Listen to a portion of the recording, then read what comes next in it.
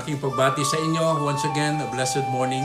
Patuloy na ma-remind tayo nawa sa salita ng Diyos. Be blessed and be advised for more of the Word of God para tayo lumago patuloy sa ating pananampalataya sa Kanya. Once again, here's your servant in the Lord, Pastor Carlos T. Padilla. Tuloy kayo.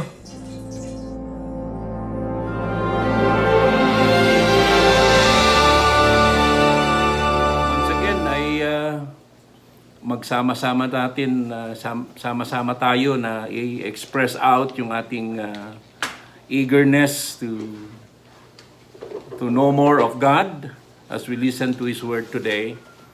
Batid natin na physically we are tired for the whole week chores yung ginawa natin. And basically, whether we like it or not, we are like a leaky vessel. Nauubos tayo, nai-empty yung ating katawan sa many things that this body desires and even our spiritual at that. Ika nga tayo ay nailarawan bilang isang leaky vessel na yung isang tasa na mayroong bitak sa ilalim na pag linagyan mo ito ng tubig ay kung may bitak ito, whether we like it or not, nagdidrip yan, nauubos ang laman. Ganon din sa ating spiritual life, we need to infill our spiritual life through the Holy Spirit. So we could be strengthened and we will be fueled again as we are here, gathered together this Sunday. Let us fuel each other to the Word of God so that meron tayong weapon to fight or to combat the challenges of this life every day sa buhay natin. So isa pong kagalakan ang pagbati ko sa inyo at patuloy na magkaisa tayo as we continue to gather together and come together for the glory of God. At salamat po na tayo po ay naging matagumpay for the past days, for the whole week. At ito yung ating pong pagkakaisa na ihayag sa Kanya na napakabuti ang Panginoon Diyos. At marami tayong dahilan para magtipon, para sambahin Siya at purihin Siya once again. Thank you for the infilling of the Holy Spirit in us. And we continue to ask for more grace. As I shared to you before, ang lahat na nangyayari sa buhay natin is because the grace of God. Nandito muli tayo because of the grace of God. Malusog tayo, malakas tayo, though we are affected sa pandemic, again and again, sasabihin ko, praise God, we are not infected by the virus. Praying more as we uphold each other in prayer, na darating ang araw, let's pray together. Kung paigtingin pa natin ang ating prayer para matapos na po itong pagsubok na ating pinagdaraanan. Habang tayo po ay in the course of these challenges na naranasan ng buong mundo dahil sa virus na ito, let us also be constantly be reminded through the Word of God na pinagtitibay po tayo sa ating pananampalataya. So anuman ang kalagayan ninyo, anuman ang pinagdadaanan nyo, ito may victory or challenges, hold on to the promises of God. And as we express our faith in Him, at sa ating pagpapatuloy mga kapatid, congratulations to everyone na laging nilalaan ng Diyos yung desire ng bawat sa atin to know more of Him through listening, digesting the Word of God as we particularly continue to take or discuss part 2 of our message that was shared last Sunday, yung everything you need for life.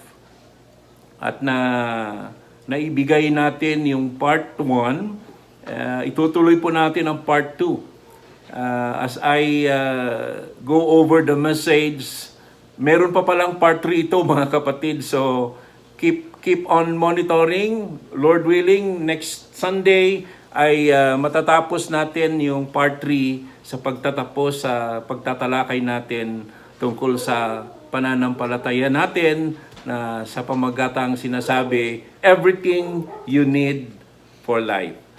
Muli natin balikan yung ating text bago nating ipagpatuloy ang part 2 ng ating pong mensahe sa umagang ito. Dito po sa 2 Peter chapter 1 verses 3 to 11. At nais ko pong basahin ito at sundan po ninyo. If you have your Bible, read with me. At ito po ang sinasabi mula sa verses 3 to 11 sa chapter 2 ng book of Peter. His divine power has given us everything we need for life and godliness through our knowledge of Him who called us by His own glory and goodness. Through this, He has given us His very great and precious promises, so that through them you may participate in the divine nature and escape the corruption in the world caused by evil desires.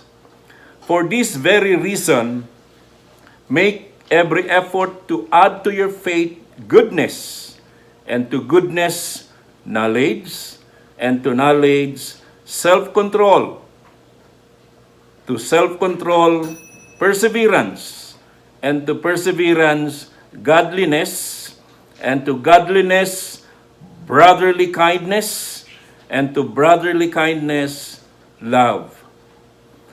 For if you possess these qualities in increasing measure, they will keep you from being ineffective and unproductive in your knowledge of our Lord Jesus Christ. But if anyone does not have them, he is nearsighted and blind, and has forgotten that he has been cleansed from his past sins. Therefore, my brothers, be all the more eager to make your calling and election sure. For if you do these things, you will never fall. And last verse, and you will receive a rich welcome into the eternal kingdom of our Lord and Savior, Jesus Christ. May the good Lord bless us the reading of His words into our hearts today. Rinawa ito'y magrema ito, manatili sa ating puso at sa kaisipan as we continue to deliver the message of the Lord to each one of us here. Mga kapatid, yung nakaraang mensahe na pinag-usapan natin ay nakita natin yung halaga ng ating pananampalataya, na sa ating pananampalataya, dagdagan daw natin o idagdag daw natin itong mga 7 virtues para makitaan tayo ng kasagutan or liwanag yung pamagat na pinag-uusapan natin patungkol sa everything you need for life. So everything that we need for life, kailangan maranasan natin yung paglago o isinasa pamuhay natin na tayo totoong lumalago sa ating pananampalataya sa Diyos. At sa pamagitan ng salita ng Diyos, ito lamang yung power na binigay ng Diyos sa atin upang tayo po ay makapamuhay na masagana at marangya at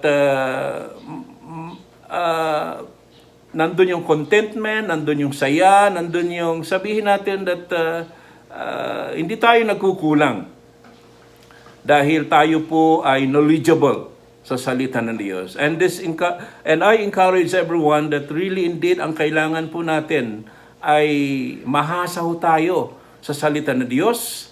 Magkaroon po tayo ng enough understanding and knowledge about the Word of God. Ito po yung dinidiin ni Pedro na kailangan natin because this is a divine power given by God. And He gives everything we need for life and godliness in this life through our knowledge of Him who called us by His own glory and goodness. Ito po yung sinasabi sa verse 3. Therefore, sa ating pagpapatuloy, my brethren, be all the more eager. Ito po, yung eagerness to make our calling and election sure. Bilang mga Kristiyano, bilang mga anak ng Diyos. For if we do these things, we will never fall. Hindi sinabi, we will never fail. Kundi ang sinabing word is, we will never fall. And indeed, we will not. We will not fall in the trap of these worldly desires na nagkikrip sa buhay natin para mapalayo tayo sa Diyos. At sa pamagitan ng mga virtues na ito, sa verses 5 to 7, ay idiniin ni Pedro na manatili tayo na isagawa ito para manatili tayo na makapamuhay na masagana. Sa salita ng Diyos, lumago tayo spiritually. At mamaya tatalakayin natin yung lahat ng 7 virtues na ito kung paano natin i-pursue ito. As we continue on, mga kapatid, may I say a prayer for a while? Father God, continue to open our hearts, continue to give us wisdom and understanding as we ask the Holy Spirit to give us comprehension, give us a good listening ear, and as we continue to devote this time to concentrate, to listen and grasp your words. At dalangin ko ang mga disturbances na huwag sanang umiral at magkaroon ng dedicated time, focus to listen and receive every word that is delivered, spoken by the Holy Spirit through your servant. Father, i-bless mo ang mga taong nakamonitor, saan man sila dako, locally and abroad. Thank you for their heart's desire to continue to be strengthened through your word so that they will continue to live, mamagnify yung kanilang faith sa inyo. Father, i-bless mo ang time na ito. We will take all this, every opportunity, every moment of your time, O God, because this is your moment, this is your time to speak to us.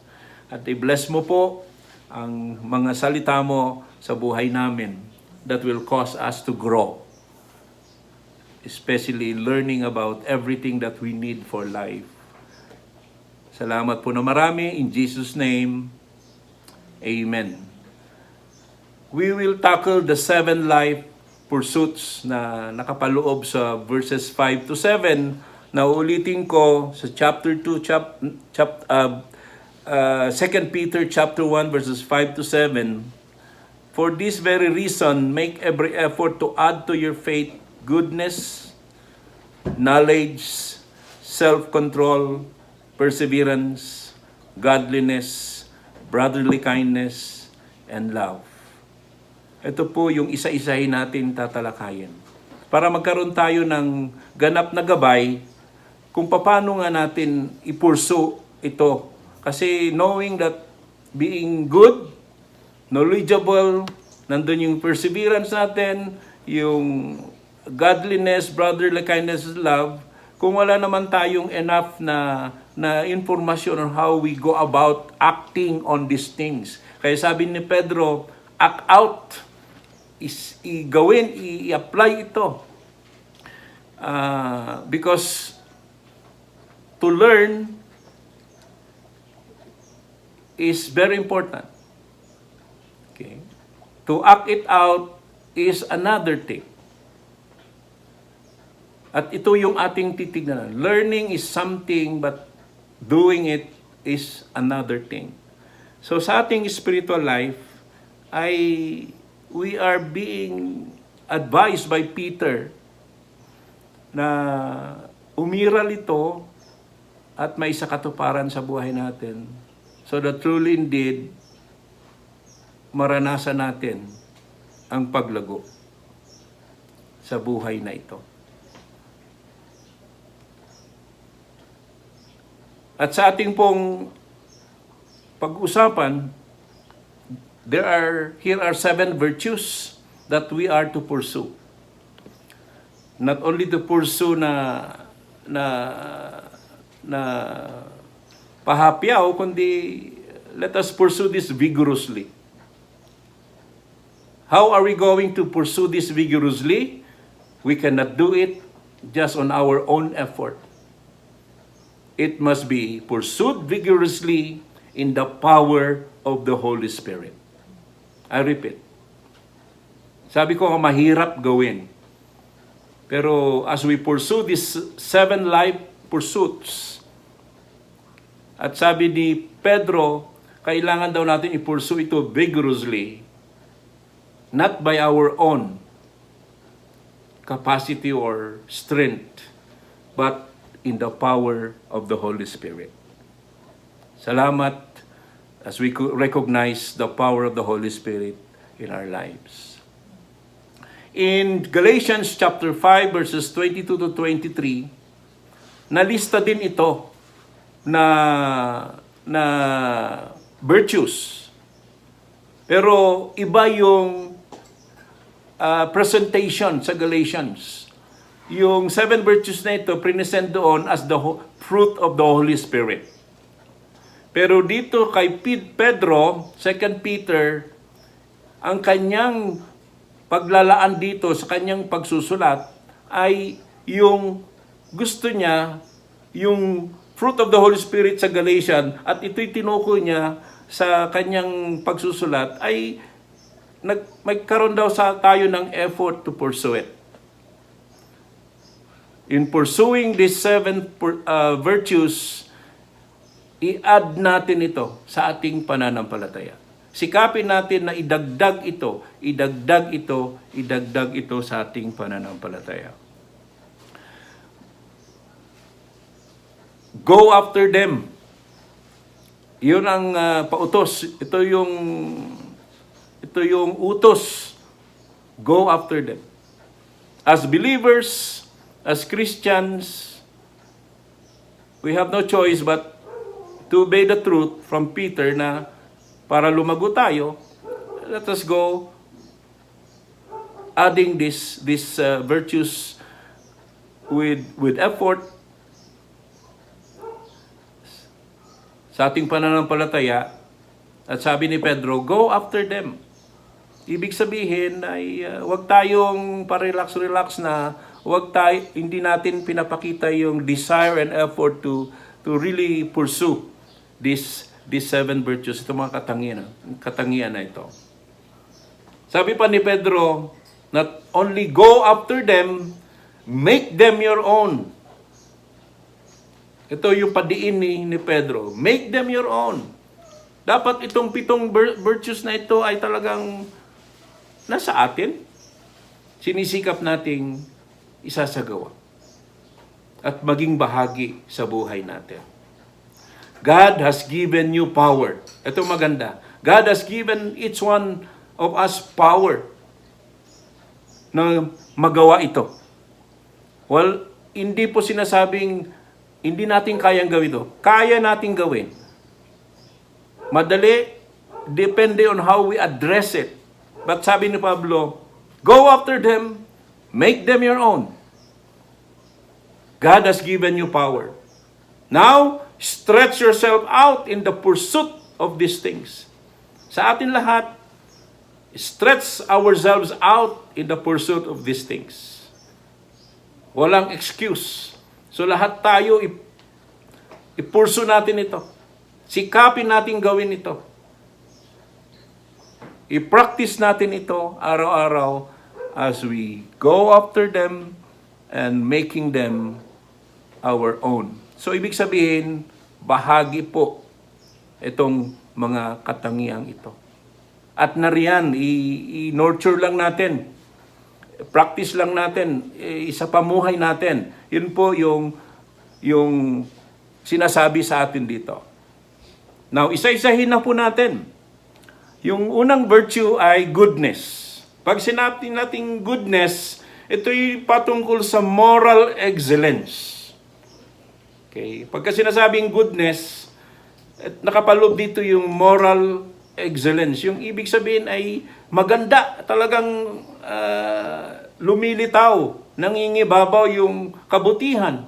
Yung lahat ng ating ginagawa ay mabuti at kaaya-aya. And if you want to be a fruitful Christian, then you need to grow in goodness. Ang desire ng Diyos, maging fruitful Christian tayo. Let us equate in that. Kung gusto ni Lord na maging fruitful tayo as believers, nandun sana yung heart's desire natin na gusto rin natin lumago. At sa ating paglagong yan, kailangan we are acting on it. The evidence of your faith will be seen in the goodness of your life. Sabi nga, kung may pananampalataya ka, ipakita mo sa gawa. Otherwise, if you claim that you have faith and you don't do it in your life,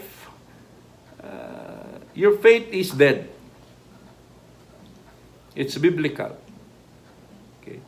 So the evidence of our faith then, yung growing faith na yan, ay nakikita sa salitang goodness, nakikita sa salitang moral excellence sa buhay natin. Sa verse 3, sinabi ni Peter dito, tinawag tayo by His own glory and goodness. We are called by God for His glory and His goodness. So ang ganda, no? It's a blessing to understand these things from the Lord.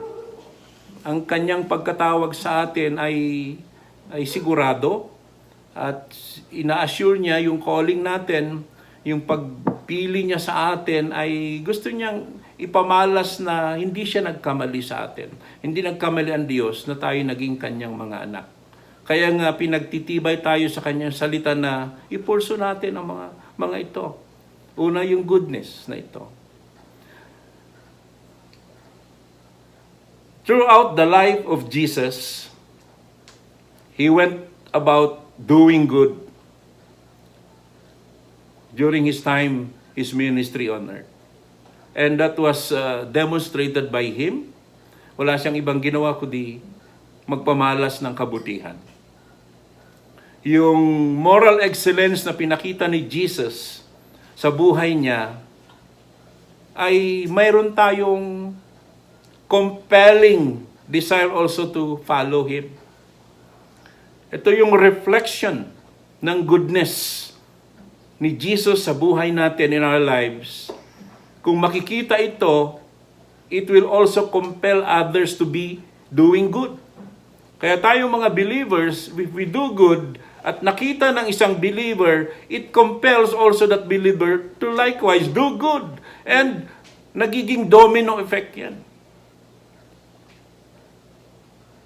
Para magkaroon ng edification, nandyan yung encouragement, nandyan yung desire na to continue on because we see each other expressing and living the first virtue that compels us to also be doing good because we demonstrate doing good every day.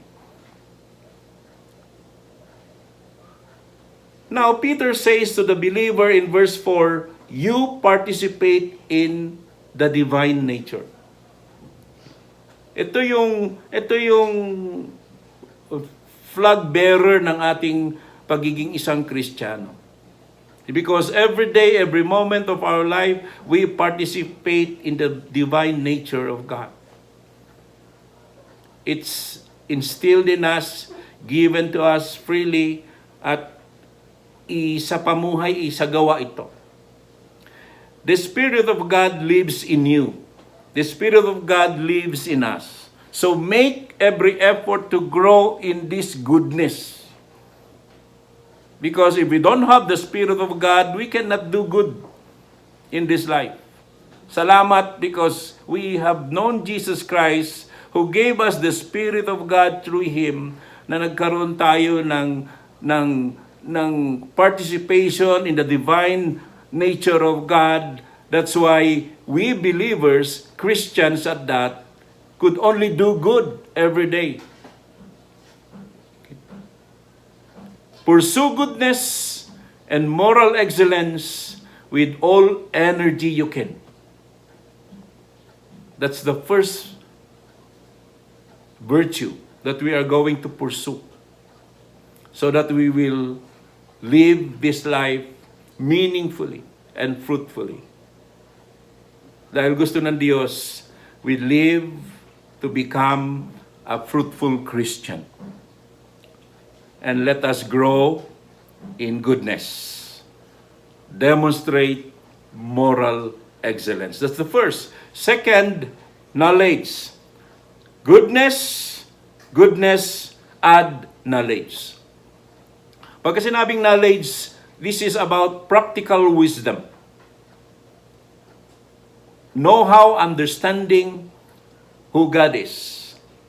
And if you want to be a fruitful Christian again and again, gusto ng Diyos, at dinidin ni Pedro na maging fruitful Christian tayo, you need to grow in wisdom.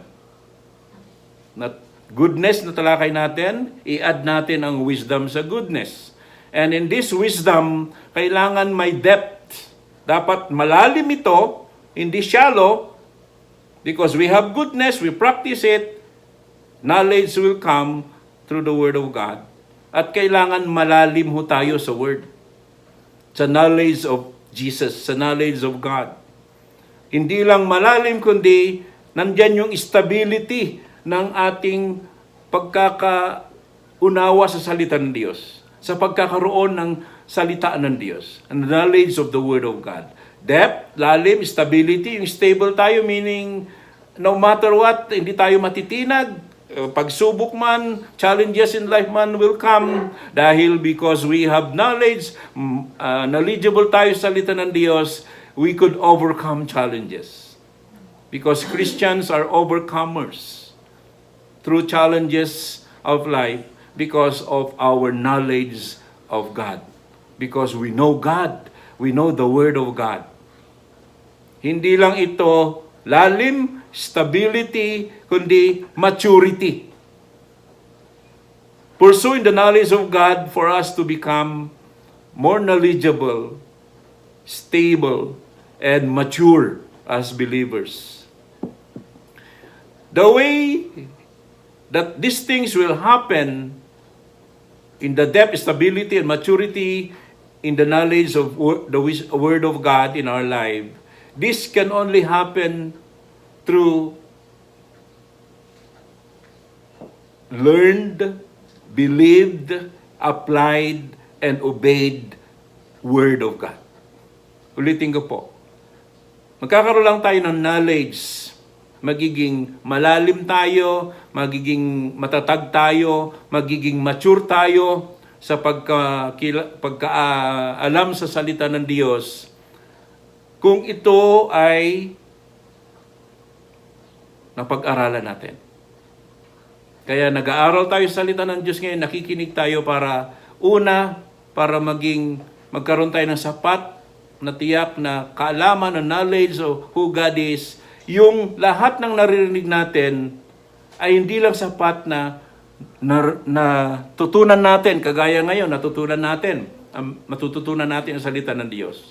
yung lahat daw na natutunan natin mula sa salita ng Diyos, not only stop from learning it, but it connects believing it. Okay? Learned, believe, and after believing it, learning it, believing it, application must be there. And after applying the Word of God, it must be a continual process of obedience. Ulitin ko po. The Word of God in us must be learned, must be lived, must be applied, and must be obeyed. Napakahalaga po yun. The Bible is much more than information. Amen? Yes. David said, "Your word is a lamp to my feet and a light of my path." Yan po sinasabi sa naisulat ni Haring David sa Psalms 119 verse 105. Na sinabi, "Your word is a lamp to my feet and a light of my path." So through the Word of God, through having the knowledge of the Word of God, understanding who God is, it will lead us to a definite direction in this life. That's why we could live this life to the fullest. It will lead and it will eventually we will find direction in this life. It will lead us to wisdom and stability as we meditate on the Word of God. And that is knowledge. Add to your faith goodness, and to goodness, knowledge. Let's take the number 3 na sinasabi, self-control. Goodness, let us add knowledge. And from knowledge, let us add self-control. Anong sinasabi dito sa self-control?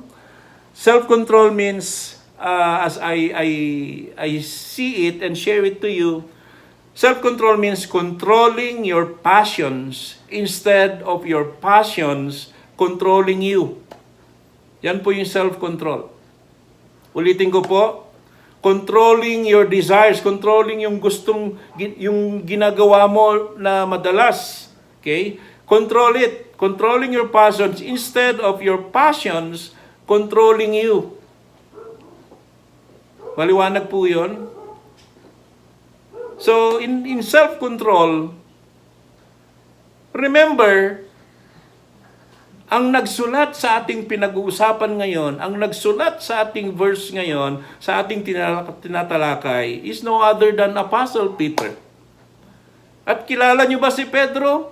Siya yung the most impulsive man in the New Testament. Pabugso-bugso yung yung attitude, pag-iisip at nais. Yan po yung attitude ni Pedro. Nung panahon na kasama niya si Jesucristo, very impulsive person ito. And he saw a blundering person nung panahon ni Kristo. Di nyo ba alam na, if you remember, na si Pedro ang nagkanulo kay Jesucristo. But good to know that even though nagkasala siya kay Kristo, na-reinstate pa rin siya. The man who was once a blundering disciple is now a trusted apostle in the church of God. Hallelujah. Kaya naisulat niya itong pinag-aaralan natin na napakainam na pag-aralan ito dahil napakahalaga rin sa atin na maging bahagi tayo sa kanyang itinuturong ito. As we see the life of Peter during his time, a blundering person, an impulsive person, and now he is telling us, teaching us, a trusted apostle in the church of God today. And what is that? That is growth. And let us grow in self-control. Like Peter, nakita natin yung kanyang buhay, yung self-control na yan, kailangan paigtingin natin At pagka napagtagumpayan natin yan at naipakita natin yan na naging concretely bahagi sa ating buhay, we will definitely grow to become a useful Christian, a fruitful Christian like Peter. At salamat, nakita natin yung kanyang attitude at nagkaroon tayo ng eye-opener, liwanag, na marahil ito rin yung Waterloo natin, yung self-control. Hindi natin nakokontrol minsan.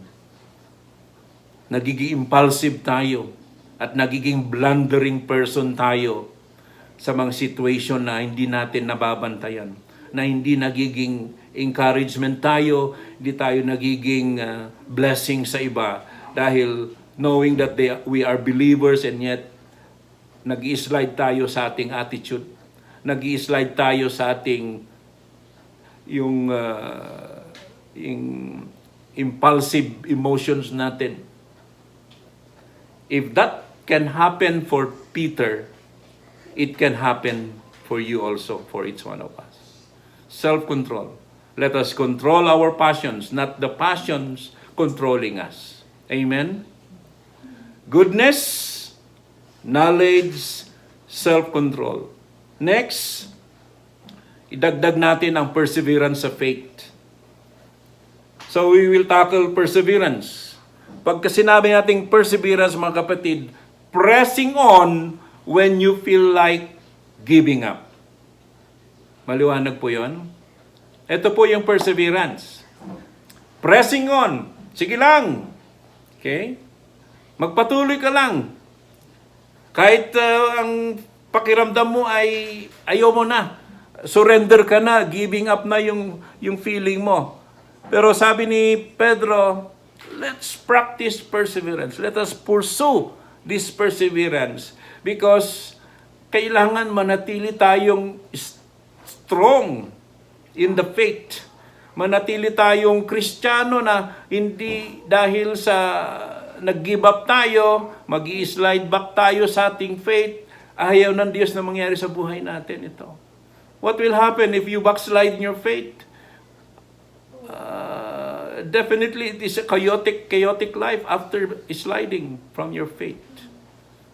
Kaya pinagtitibay tayo sa faith natin na kahit anumang mangyari, let's persevere, let's continue, let's move on.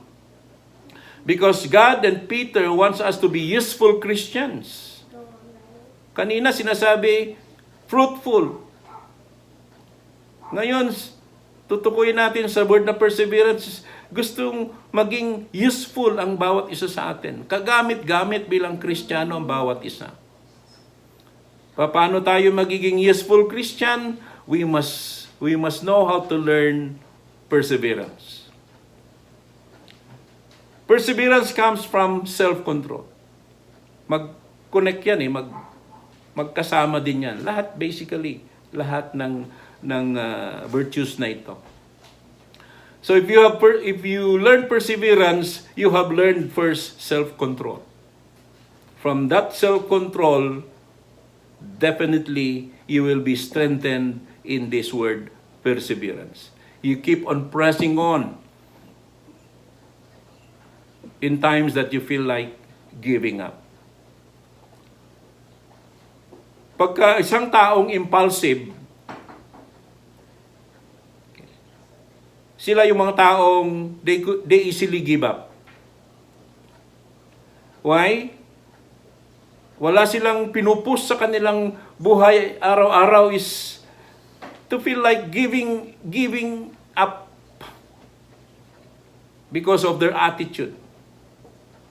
When the person who is impulsive gets fed up, he wants to give up. At ito po yung pinag-iingat ni Pedro sa atin, lalo na tayong mga Kristiyano. If you want to be useful to Jesus Christ, you need to grow out of being impulsive, of attitude of like giving up in times of challenges in life. Because we believers must always be useful for Christ. Let us determine, lagi nating pakatandaan o suriin na tayo dapat umangat above discouragement. Dapat labanan natin ang discouragement. Dahil ang discouragement come even in believers, in Christians. Yung discouragement, hindi natin nababantayan, dumarating din yan. So, kailangan natin overcome yan. Kailangan natin pagtagumpayan yan. Don't give up easily. Grow into perseverance, mga kapatid. Napakahalaga yan. Pressing on. While at the moment o mga pangyayari ay you feel like giving up, sabi ni Pedro, don't give up. Grow into perseverance. Magpursige. So ano man ang pinagdadaanan nyo ngayon that you feel like giving up already, pinagtitibay tayo, ini-encourage tayo, brother, sister, don't give up. Mga kapatid, don't give up. Okay. Persevere. Mahirap pero we are being taught to be persevering person. Napakahalaga po yan. So natapos natin yung 4, goodness, knowledge, self-control, perseverance. Pang-5 po ay godliness. Ano pong ibig sabihin ng godliness, mga kapatid? Ito'y a life that flows from a passion for God. Yung being godly Christian, ito yung magkaroon tayo ng yung patuloy na dumadaloy na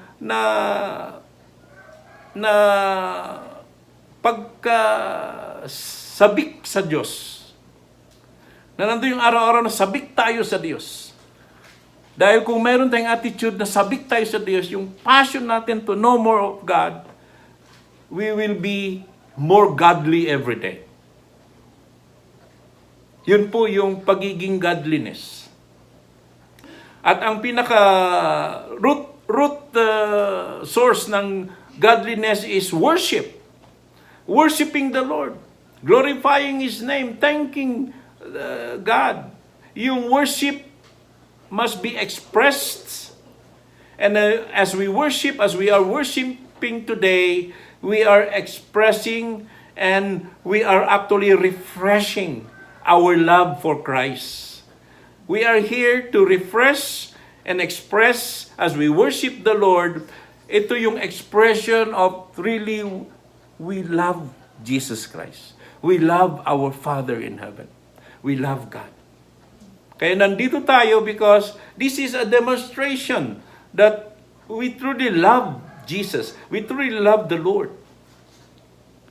And through this love, being godly person, okay, in the love of Christ and for our love for Christ, and this love comes before love for other Christians and love for the world. Hindi natin kayang mahalin ang kapatiran, hindi natin kayang mahalin ang other believers or Christians that, and much more, we cannot truly love the world, to reach out the world for Jesus Christ if we don't have this godliness through the love of our love for Jesus. Napakalaga po yun na matibay muna tayo sa pag-ibig natin sa Diyos. Because we cannot love others and love the world without first learning to love God. Amen?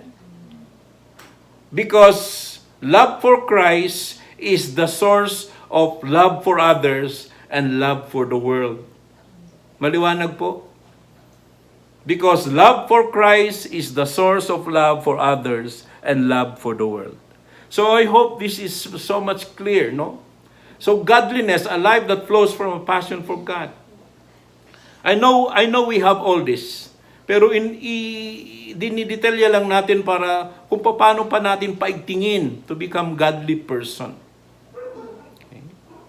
To become godly person, worship the Lord, as we worship the Lord, it is a demonstration, expression of love for Christ. And it is being refreshed. Yung pag-ibig natin kay Kristo, sa Panginoon Diyos, ay nare-refresh ito, napapatibay, napapaigting, dahil sumasama tayo sa worship, dahil nakikinig tayo sa kanyang mga salita, at gusto nating matuto at angkinin ang kanyang salita, kaya naman pala tayo lumalago. And that is godliness. And the next is brotherly kindness.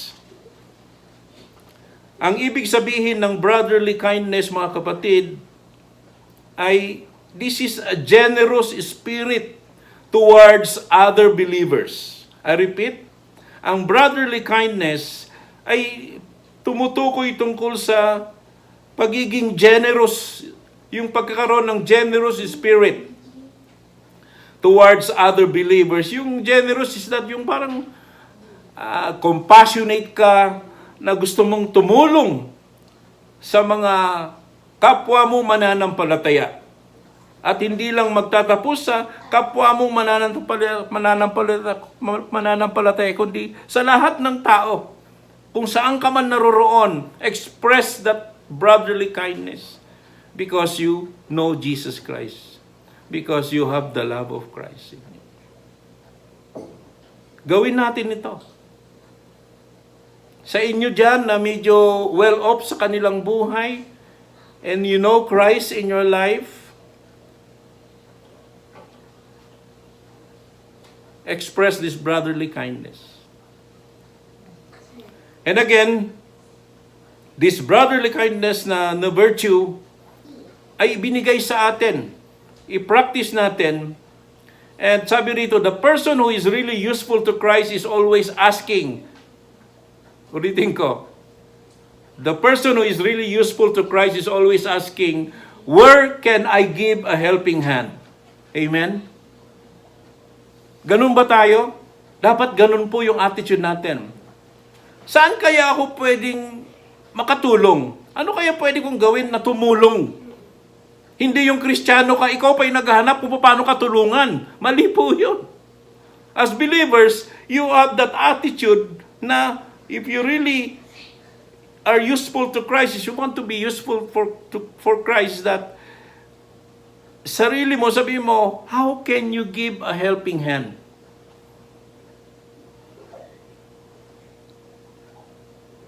Sinusuri nyo ba ang sarili nyo? Because we are rich. We have given the divine nature of God to do this.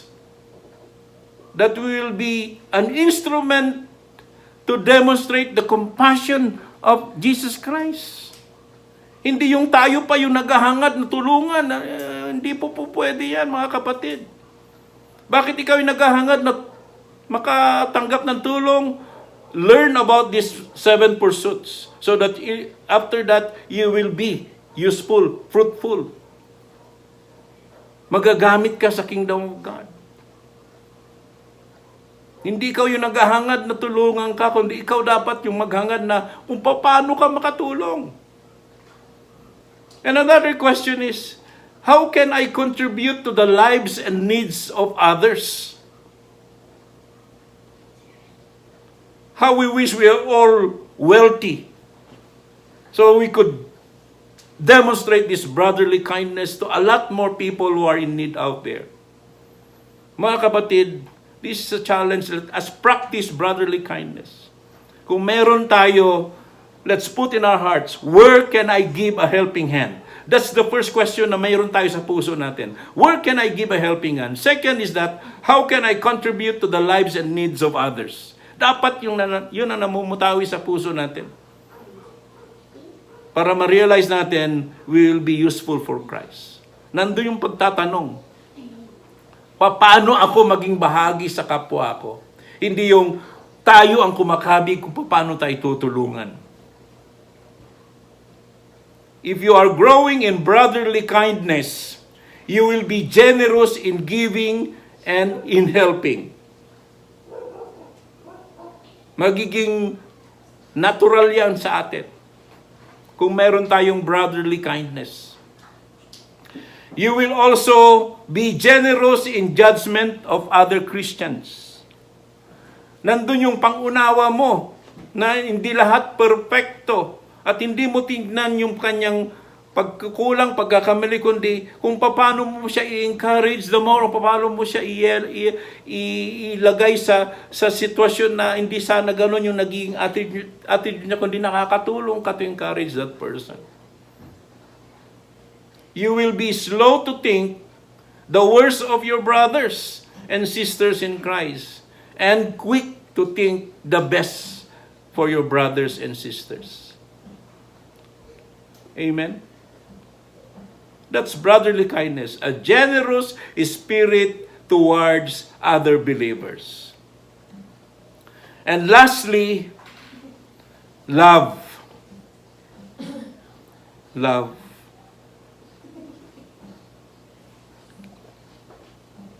Anong ibig sabihin ng love, mga kapatid? Ito yung God's compassion for the world. Ito po yung malawak na ibig sabihin po ng pag-ibig. God's compassion for the world. Ibig sabihin, hindi limited ang love. Ang ibig sabihin, believers love one another. Kundi, as believers, love your brethren and love the world. Even though those whom you don't know. Yan po yung extent ng love, compassion ng Panginoong Diyos. At ito po yung ituturo sa atin tungkol sa love. It is very significant for Peter na tinawag tayo to grow in the love for each other. Maliwanag po yan. Not only for love for each other, in-extend pa ni Peter, love for the world. So maliwanag po, hindi lang mga brethren ang nagmamahalan. Hindi lang mga Kristiyano dapat ang magmahalan, kundi in-extend ni Peter, at yun ang puso ng Diyos, mind of God, not love must be extended to the world.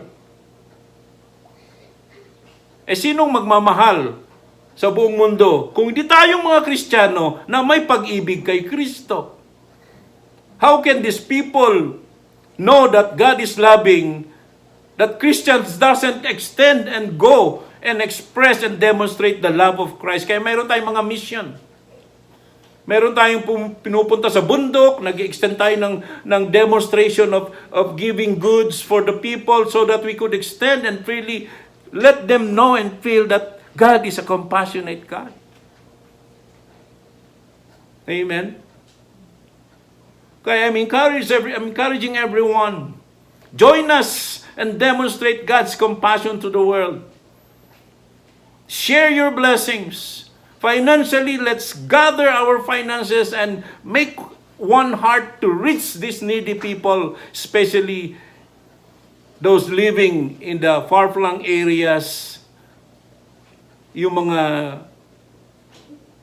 remotest places na hindi nila na-experience yung buhay sa syudad at yung limited ang kanilang kaalaman o kung gaano ang dignity ng buhay na hindi nila nararanasan. At nasasabihin nila, ganito na lamang ang buhay namin, mamamatay kaming mahirap, nabuhay kami, mamamatay kaming mahirap. Let us give them hope. Let's bring the love of God to them. If you are being touched right now, na nandiyan ka nakikinig, go to a church, a loving church, a compassionate church, and share the blessings of God. At yan po yung tinatawag natin brotherly kindness and love. Aanhin mo ang salapi mo para sarili mo? No. God has blessed you so much so that you could share your love to others. Yun po yung tunay na pag-ibig.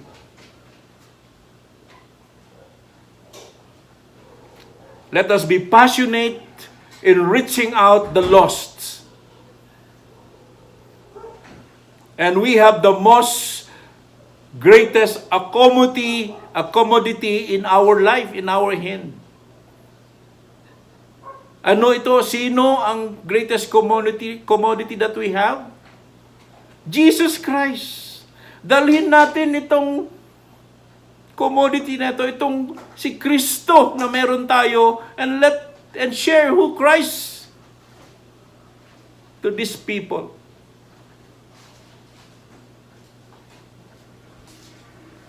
God doesn't give us a choice between loving our brothers and loving the world. He calls us to both. Tinawag tayo para mahalin ang kapwa mananampalataya at mahalin din ang hindi natin kapwa mananampalataya. Amen? After going all these 7 pursuits na ito, ano yung una? Goodness, knowledge, perseverance, self-control, godliness, brotherly kindness, and love. Naging maliwanag ito sa atin lahat, mga kapatid. Pupunta tayo sa warning. Merong babala. Sabi sa verse 9, but if anyone does not have them, the 7 virtues, he is nearsighted and blind, and has forgotten that he has been cleansed from his past sins. This is a warning to each one of us, brethren, Christians, believers in the Lord Jesus Christ. Ito yung warning. Kung wala daw sa atin itong 7 virtues na ito, we are nearsighted. Tatalakayin natin kung anong pagiging nearsighted. Tatalakayin din natin kung paano nagiging blind. At pangatlo, this is the worst. A believer who doesn't have the 7 virtues has forgotten that he has been cleansed from his past sins. Yung para bagang wala siyang pasasalamat, na siya ipinatawad sa kanyang mga kasalanan, at wala siyang ginagawa sa mga 7 virtues na ito. As believers, pinabalik tayo ni Pedro, binabalik tayo ng Diyos, na wag sana tayong nearsighted, wag sana tayong bulag-bulagan, at wag sana nating kalimutan na one time in our life, God has forgiven us from our sins in the cross of Calvary. Listen to what Peter is saying here. Sa verse 9 na ito. Kung wala tayong sense of heart that tells us that this is what I must pursue, kung wala po sa puso natin bilang believer, Kristiyano na sasabihin natin personally, this is what I must pursue. Dapat meron yan as Christians. Ito dapat ang aking gagawin. Na-stipulate sa verses 5 to 7, yung 7 virtues na ito. If there is no correspondence between Peter's call and pursuit of your life, then there is something wrong with you. And this is what Peter is telling us.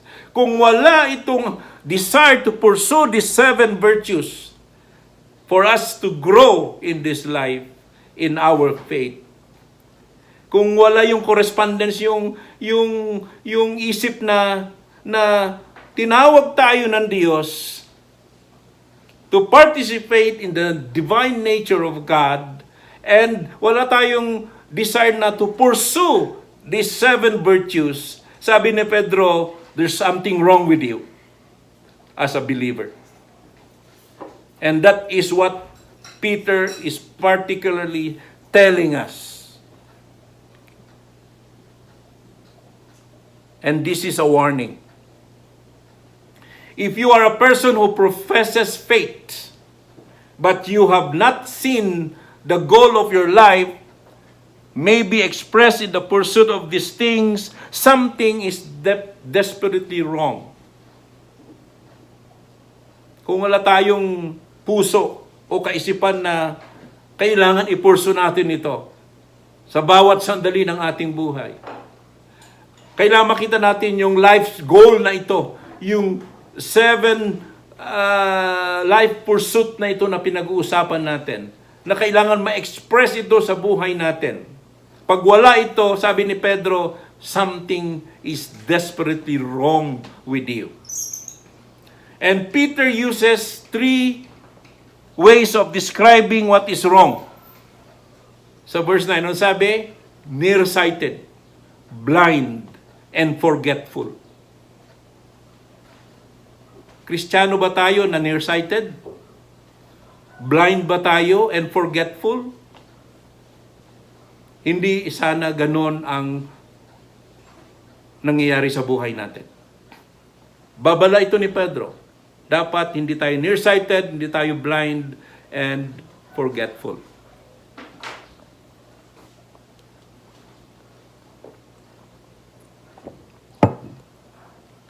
If these things are not in some measure evident in you, then you are nearsighted.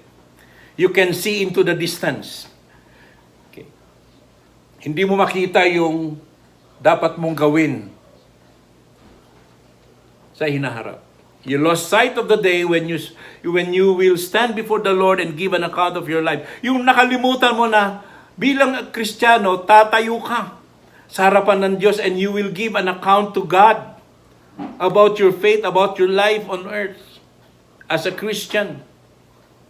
Yun ang pagiging blind and nearsighted. And pagiging blind pa rin, sinasabi rin, you cannot see what is going on around you. Your life is a stumbling life because you have lost sight of what you are up against. Ibig sabihin yan, blind ka just because parang you are living a life na there's no direction, hindi mo alam kung anong dapat mong gawin, kung ano yung ipupursu mo and everything there. At ayaw ni Pedro na mangyari sa atin ito. Kaya may babala tayo bilang Kristiyano. And if you have forgotten that you have been cleansed from your past sins, minsan kasi sa kaabalaan ng buhay natin, nakakaligtan natin sa pagpursu, paggawa natin sa buhay na parang hindi tayo napatawad sa ating kasalanan. Na lagi natin bitbitin sa alang-alang sa isip at puso natin that once it happens in our life that we were rescued from the foulness of sin sa buhay natin.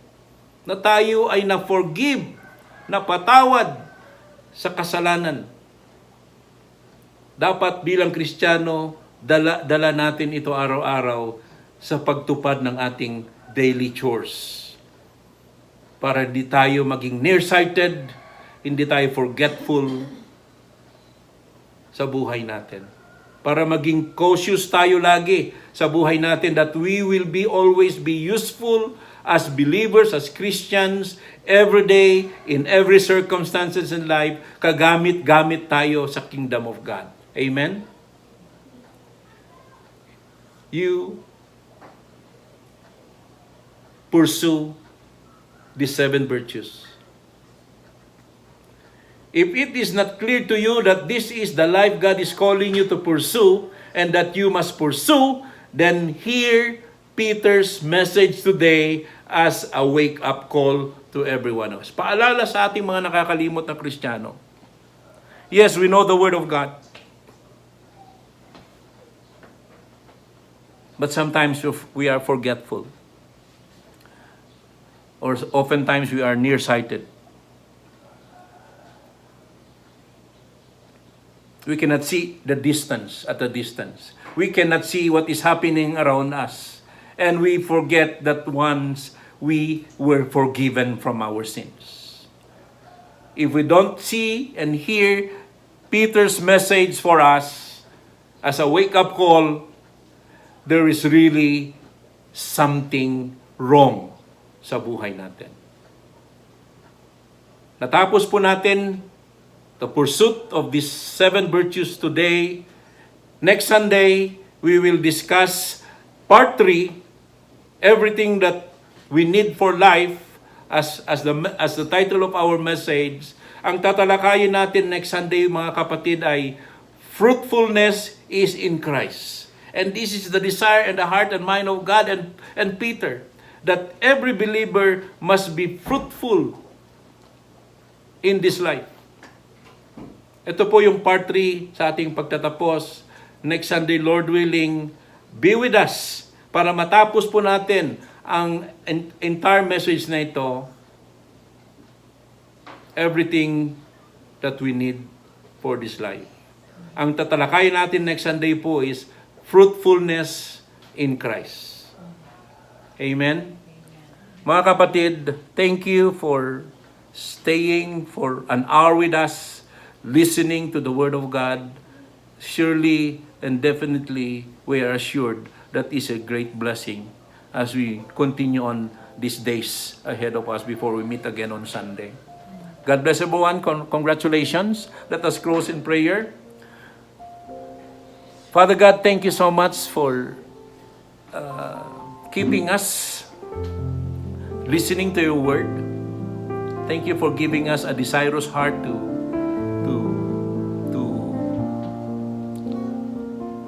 receive your message in our hearts. Dalangin ko, Panginoon, ang lahat na nakapakinig ay panatiliin mo sa kanilang puso't isipan ang kanilang mga narinig upang sa araw-araw ay maging instrumento, malaking gabay ito sa kanila para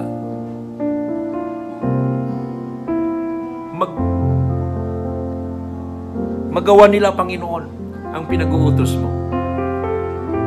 That every one of us will be useful and fruitful in Jesus Christ. Na maging instrumento po kami na maipalaganap ang kabutihan mo, maisagawa ang nais mo sa pamagitan sa aming mga Kristiyano na tinawag mo bilang mga anak mo, na maging instrumento mo kami para abutin lamang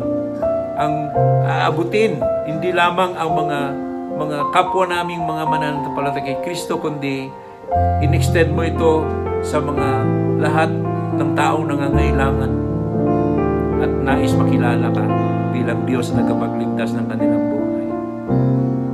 Lord, continue to bless us so much so that in return we could bless many also. Salamat po sa blessing of your word. We have learned it.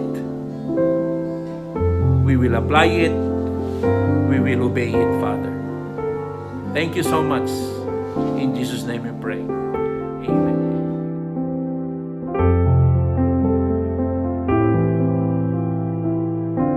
Once again, thank you for watching our video. Please like and subscribe.